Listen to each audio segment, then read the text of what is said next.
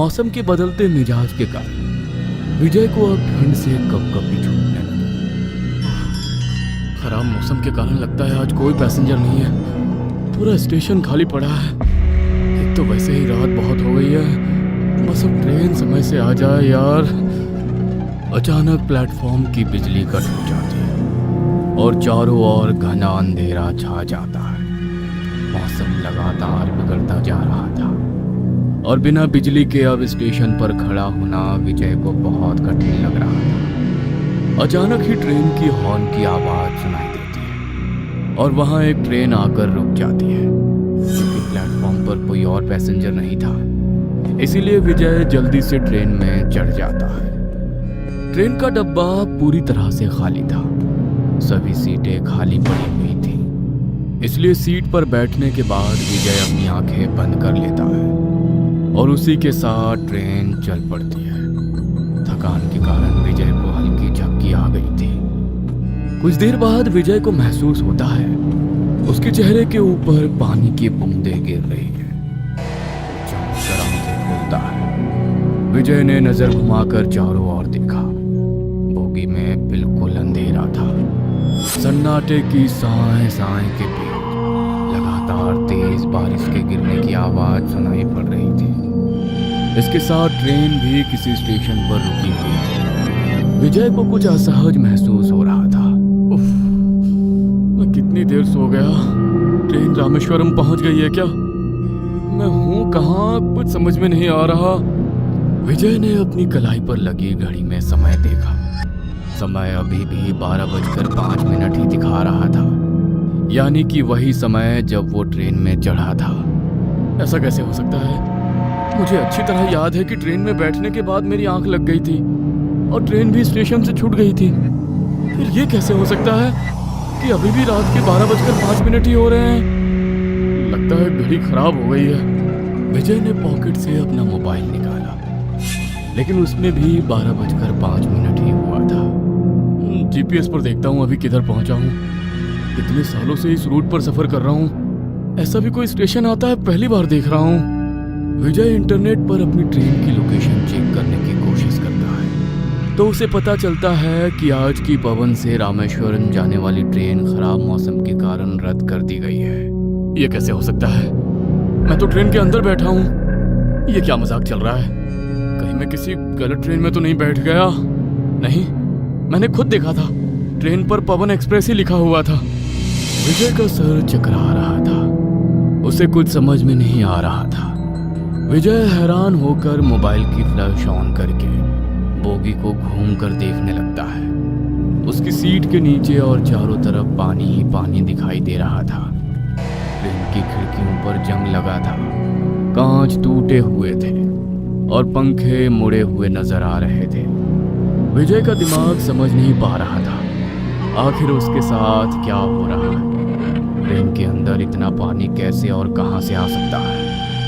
जब काफी देर तक ट्रेन में कोई हलचल नहीं होती तो वह प्लेटफॉर्म पर उतरने का मन बनाता है। लगता है नीचे उतरकर ही देखना पड़ेगा। विजय स्टेशन पर उतरकर मोबाइल का फ्लैश ऑन करता है, लेकिन नीचे उतरने के बाद उसका मोबाइल को रिस्पॉन्स ही नहीं दे रहा था। ऐसा लगता था मानो हैंग हो गया है। रह रह कर बादलों के गरजने और बिजली के कड़कड़ाने की आवाज दिल में हलचल पैदा कर रही थी। एक तो ये तूफान, ऊपर से मोबाइल भी काम नहीं कर रहा। ट्रेन भी पता नहीं कहाँ आकर रुक गई है। पूरी की पूरी ट्रेन खाली पड़ी है। किसी से मदद भी नहीं मांग सकता। लेकिन अगर ये स्टेशन है तो जरूर यहाँ पर स्टेशन मास्टर भी होगा। उससे पूछता हूँ कि ट्रेन यहाँ क्यों रुकी हुई है। विजय स्टेशन पर उतरकर यहाँ वहाँ घूम रहा था, लेकिन स्टेशन पर भी उसे कहीं कोई नजर नहीं आ रहा था। अचानक उसे एक धीमी सी रोशनी नजर आती है जो दूर लटकी एक लालटेन से आती दिखाई दे रही थी। लगता है उधर कोई है। लालटेन के पास बेंच पर एक व्यक्ति अपना चेहरा ढक कर लेटा हुआ था। इतने खराब मौसम में ये कौन है जो घोड़े बेचकर सो रहा है? विजय जाकर उस व्यक्ति के चेहरे से चादर खींचता है तो चादर के अंदर से जो चेहरा उसे नजर आता है उसे देखकर उसकी चीख निकल जाती है। सामने एक आदमी का गला सड़ा शव पड़ा हुआ, जिसका चेहरा फूला हुआ था, आंखें बाहर को लटकी हुई थी और कपड़े पानी में पूरी तरह भीगे थे। उस व्यक्ति को देख विजय घबराकर एक कदम पीछे हो जाता है। तभी उसे महसूस होता है उसका हाथ किसी ठंडी चीज से छू गया है। चौंक कर वो मुड़कर देखता है तो पीछे एक 7-8 साल का बच्चा उसका हाथ थामे खड़ा हुआ नजर आता है। बच्चे के हाथ बर्फ की तरह ठंडे थे, शरीर पानी में भीगा हुआ और चेहरा सफेद पड़ चुका था।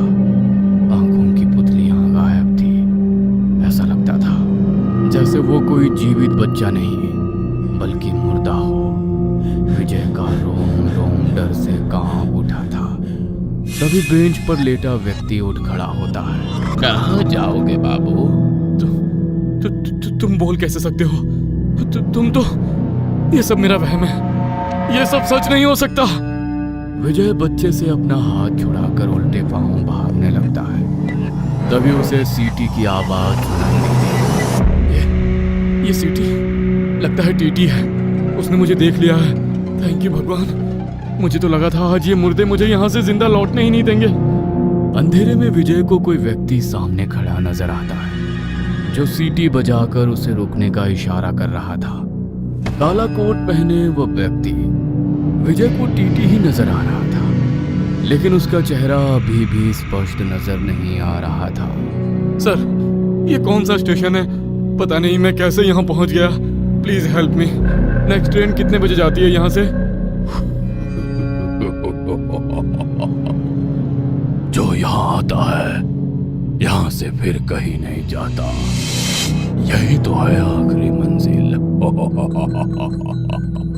अब यहाँ आए हो तो यहाँ से लौट नहीं पाओगे। ये क्या बोल रहे हो आप?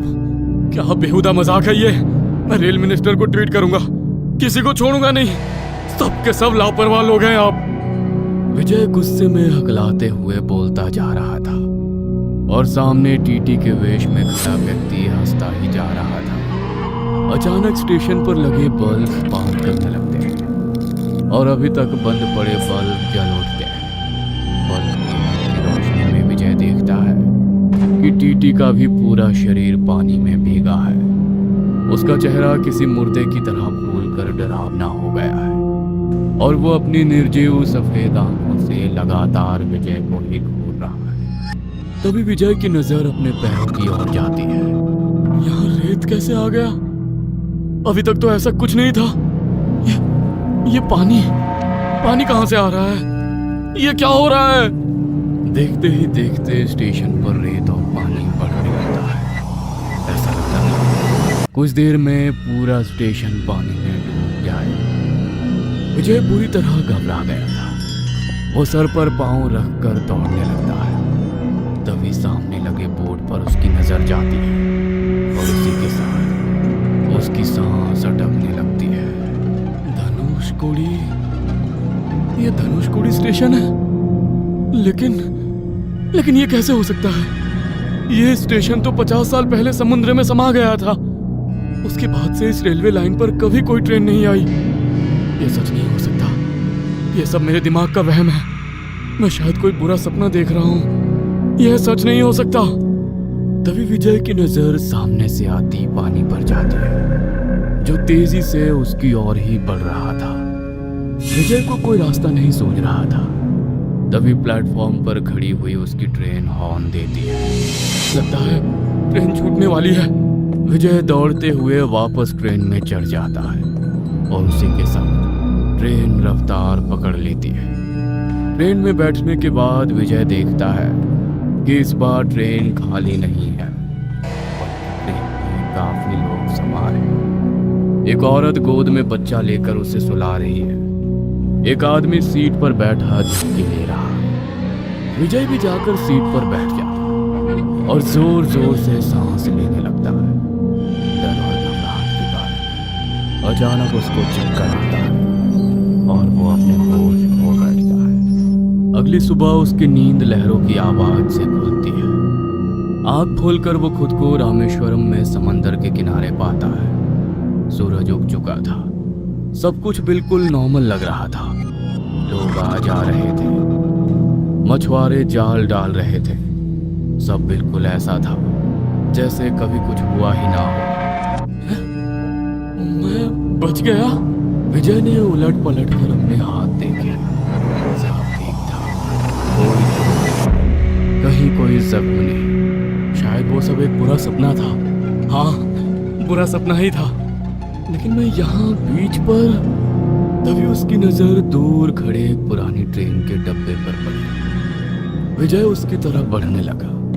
ट्रेन के दरवाजे पर पहुंचते ही उसका दिल तेजी से धड़कने लगा। वही सन्नाटा, वही जंग लगी सीटें, वही टूटे कांच, और फिर उसकी नजर एक सीट पर पड़ी। वही सीट जहां कल रात विजय बैठा था। वहां एक लड़के की लाश पड़ी थी। बाल चेहरे पर बिखरे हुए, कपड़े गीले, चेहरा आधा सड़ा हुआ, आंखें बाहर। विजय धीरे धीरे आगे बढ़ा और जैसे ही उसने नजदीक से वो चेहरा देखा, उसकी चीख निकल गई। वो लाश कोई और नहीं, खुद विजय ही था। उसका दिमाग सुन्न पड़ गया। नहीं, ये मैं नहीं हो सकता। मैं तो यहाँ जीवित हूँ। ये लाश किसी और की है। पता नहीं ये क्या हो रहा है मेरे साथ। अचानक विजय का पैर किसी से टकराता है। विजय ध्यान से देखता है। वो कल रात को बच्चे को सुला रही औरत की सड़ी गली लाश थी। उसके ही पास उसका बच्चा भी था। वो सभी लोग जो कल रात उसे ट्रेन में दिखाई दिए थे, सभी की सड़ी गली लाश ट्रेन के डब्बे में पड़ी नजर आ रही थी। विजय ट्रेन से निकलकर बाहर आता है और तेज कदमों से चलने लगता है। तभी उसे अपने पीछे से एक आवाज सुनाई देती है। उस रात ट्रेन धनुषकोडी के स्टेशन पर पहुंचने ही वाली थी। अचानक आए तूफान से समंदर में ऊंची ऊंची लहरें उठने लगी। इससे पहले कि कुछ कर पाते, पूरी की पूरी ट्रेन समंदर में समा गई। जो भी इस ट्रेन में बैठा था कभी वापस नहीं लौट सका। तू भी अब कभी वापस नहीं लौट सकेगा। धनुषकोडी में तुम्हारा स्वागत है।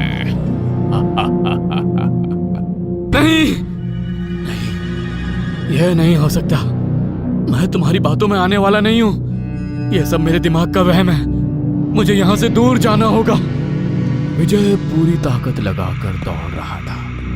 तभी उसने महसूस किया कि दौड़ते हुए उसके पैरों के निशान रेत पर बन ही नहीं रहे।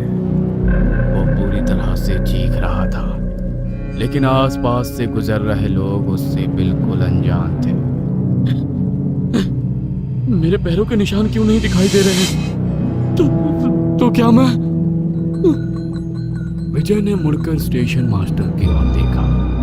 उसे वहां टीटी के अलावा बाकी मर चुके लोगों की आत्मा भी खड़ी नजर आती है, जो हाथ से इशारा करके उसे अपने पास बुला रही थी। अगले ही पल वो खुद को फिर से धनुषकोडी रेलवे स्टेशन पर पाता है, जहां प्लेटफॉर्म पर ट्रेन खड़ी हुई थी। स्टेशन पर अंधेरा था और आसमान में कड़कती बिजली के साथ जोरदार बारिश हो रही थी। विजय की आत्मा बाकी लोगों की तरह हमेशा के लिए इस स्टेशन पर फंस कर रह गई थी, जो आज भी इंतजार कर रहे हैं कि इस स्टेशन पर कोई ट्रेन आए और उन्हें इस तूफान से बचाकर वहां से निकाल ले जाए। साल 1956 में धनुषकोडी में पूरी ट्रेन तूफान के कारण समुद्र में डूब गई थी। धनुषकोडी शहर वीरान होकर समुद्र में लीन हो गया था और तब से लेकर आज तक वो रेलवे स्टेशन खंडहर बना अपनी तबाही की कहानी खुद में समेटे खड़ा है। उस रात मरने वालों की आत्मा आज भी वही कैद है। तभी तो धनुषकोडी को घोस्ट सिटी कहा जाता है। अगर आप कभी रामेश्वरम जाए तो भूल कर भी रात के समय धनुषकोडी में ना रुके।